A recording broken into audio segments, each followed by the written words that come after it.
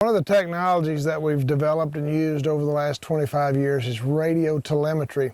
Basically being able to put a radio collar on an animal and then being able to follow it around. We're going to talk a little bit about today about how we use that in quail management. It's been quite significant in quail management. I like to recognize two eras, two time frames in what we know or what we thought we knew about quail. I call that the BT era, the before telemetry, and the AT era, the after telemetry. Telemetry came online for quail roughly in the late 80s, early 90s kind of time frame. Prior to that time, coffee shop talk would tell you that a quail rooster and hen are Aussie and Harriet. They're monogamous. They only raise one brood per year. That and a lot of other things have been dispelled as we were able to basically tune in or spy, if you will, on quail. So today we have Brad Kubechka. Brad is a graduate student here at the Rolling Plains Quail Research Ranch. He's been involved with us for the last 3 or 4 years and is quite learned in radio telemetry. And so we're going to learn a little bit about what radio telemetry is and how it can help us. So Brad, this whole idea of radio telemetry, what can we learn about it relative to quail and quail biology and the life of a quail? What are some of the things that we learn by the use of radio telemetry? I think the two most important things that we can learn about quail biology from radio telemetry is survival and reproductive output. Essentially being able to track that bird every day, knowing where it's at, what it's nesting in, how they're surviving. It tells us a lot about the bird. Okay, one of the things then about the survival is once we put the radios on her, if we had 100 quail, say, starting May the 1st, how many of those quail do we think are going to survive maybe till the next May? Is it going to be 50% of them or what? Not according to our radio telemetry studies. Most radio telemetry suggest about 20-25% is what we're expecting from one year survival, annual survival. Okay. And talking about the nesting, and boy, you know, if you've spent much time in the field, maybe in your life as a quail hunter or somebody piddling around out in quail habitat, you might have discovered 1 or 2 nests. Tell us about the value of radio telemetry for studying nesting ecology. Once you've narrowed down that a bird has been in the same area for a couple days, we can deduce that that bird's probably nesting.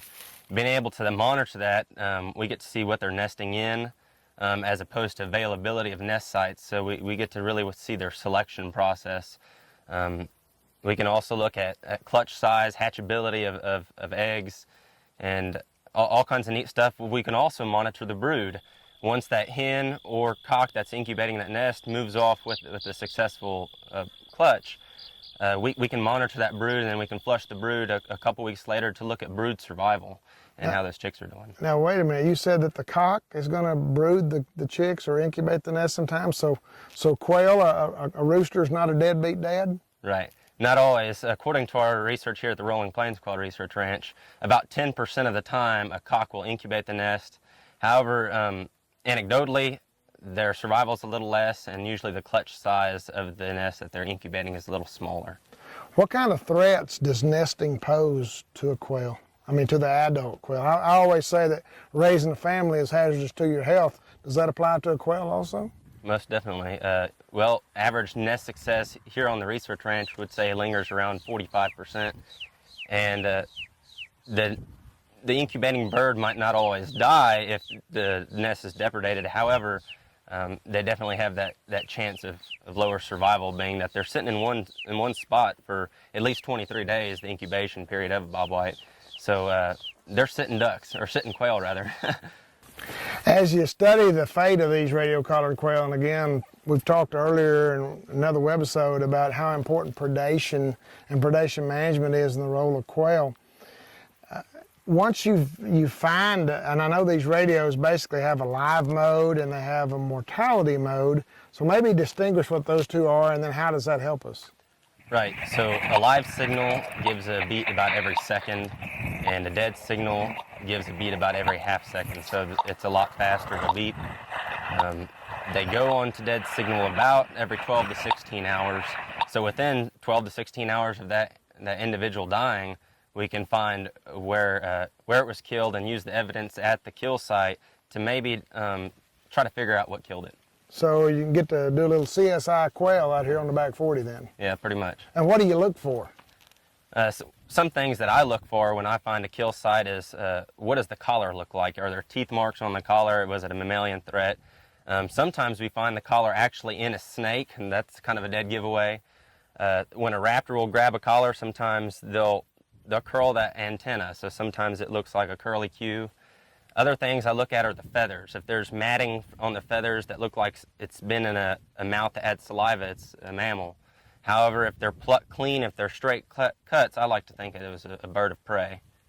Brad, based on what we found out here following these radio marked birds, what are the major sources of mortality? Well, depending on the season, during our raptor migration in November or February, we'll have a lot of kills attributed to raptors or birds of prey. However, during the rest part of the year, especially during the summer when birds are sitting on the nest, it's most likely that they're going to be killed by a mammal when the raptors aren't around. Maybe just the resident birds are hanging out. Well, Brad, we talked about survival, we've talked about reproduction and being able to follow them, but what else can we learn from following these radio marked birds? Well, movements is key, especially in some of our translocation work. We get to look at the dispersal of our birds from their release sites. Are they sticking on the property where we released them? Are they surviving? What kind of habitat are they selecting for? Various things like that, and then we can adjust our management, adapt to what those findings show. What would you say 2 or 3 revelations that we've seen over the last 20 years in the AT era? Are there some revelations that have come out of the fact that we're being able to follow these birds more closely? I believe one thing is that we've noticed that they'll move a lot farther than we once expected. But other than that, we've learned that they're not completely monogamous. A lot of little things that once were completely thought to be opposite of what we know now. And going to that the idea that, I've always heard that they either quail will double clutch, they'll raise 2 broods, or they're not really raising 2 broods, it's just a late brood from a nest that was broke up earlier. Are they actually double brooding? Are we seeing 2 or more broods from the same hen? Yes, the same hen can have 2 successful clutches. It's quite rare for a hen to have 3 successful clutches. When that happens, usually she'll lay the clutch. Either her or the cock will incubate while she goes off to re-nest. If she does hatch those out, she might give them to the cock or another group of individuals. Quail are a socially dynamic kind of species, so they'll kidnap, they'll adopt, they'll do all those things so they can reproduce as much as they can. Sounds to me like you've been watching too much of today's political news and soap operas. I like the Bob White of old, but yeah, certainly we've learned some things about them. Well, Brad, this is pretty fascinating technology. Is it something that's available to us, to the everyday quail hunter or student of quail? It's available to anybody. However, I would say that it's not quite practical or inexpensive for the average Joe. From a college kid standpoint, I wouldn't be able to afford many. They cost about $200 brand new, and you have to think, we can't just put out 10 or 20. We're usually deploying 100 to 200 collars at a time. You can get them cheaper if you do refurbish the collar. They end up being about $150 at that point. What do you mean refurbish the collar? What does that consist of? What we can do is if we trap the quail later in the season, or if we catch it by either night lighting or flushing and netting, we can take the collar off, put a magnet on it, kill the frequency, and send it back to the manufacturer, and they'll refurbish it, put some new batteries in it essentially, and send it back to us. About how far can we hear this? I mean, are we talking a mile or 2, or how far are we being able to pick up a quail from where we're at? Well, the transmitters we use are about 6 grams, and we can hear them for about a half of a mile. If you get on a little higher elevation, sometimes you can hear them 3/4 of a mile to a mile. But you'd have to be pretty lucky to hear them that far. And about how long does the transmitter last? About 11 months. So basically, it's $200 per bird every time you do that kind of thing. Every 11 months. So it's a pretty expensive proposition, but again, if you think about the technology and the knowledge that we pick up, there's really no other way to get some of this. One last question, Brad.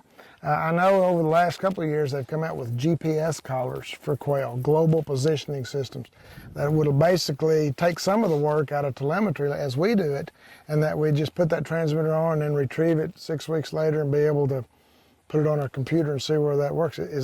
Give us a little bit of, is that something that we're looking at in the future, and what are some pros and cons of that? Well, I personally think it's a great idea. However, I don't think we're far enough along technologically to really deploy them. As far as the expense is astronomical. They're probably about $750 a piece. They're relatively heavy because not only do they have the GPS component, they also have a VHF component so that we can find the collar once it's finished taking points. About 3 months is what they're lasting about right now. And so you have a component of expense and also a trade-off of time that you can actually follow or monitor that bird. So it's like a lot of our technologies today, that the battery technology is kind of what's holding up the game? I believe so. Okay. Brad, I know that there's one aspect of radio telemetry that often gets criticized in the literature, especially with smaller animals like quail, and that's radio handicapping. In other words, are we predisposing that animal to higher mortality if we put a radio collar on it?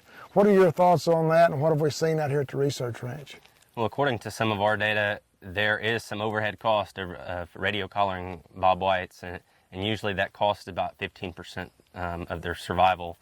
However, there's some research literature from the southeast that suggests that it has absolutely no effect on their birds, and there's also some research from here around the rolling plains in Oklahoma that suggests that, yeah, it does have an impact, and some of our data here on the research ranch also suggests that. So if we're trying to take our survival data, for example, for the absolute truth, we got to appreciate that we got some error in there from radio handicapping. But does that impact what we've learned as far as nesting quail? Does it have any effect on our basic use of radio telemetry, and that's finding those nests? As far as a nesting bird, I don't believe it's hindering movement all that much.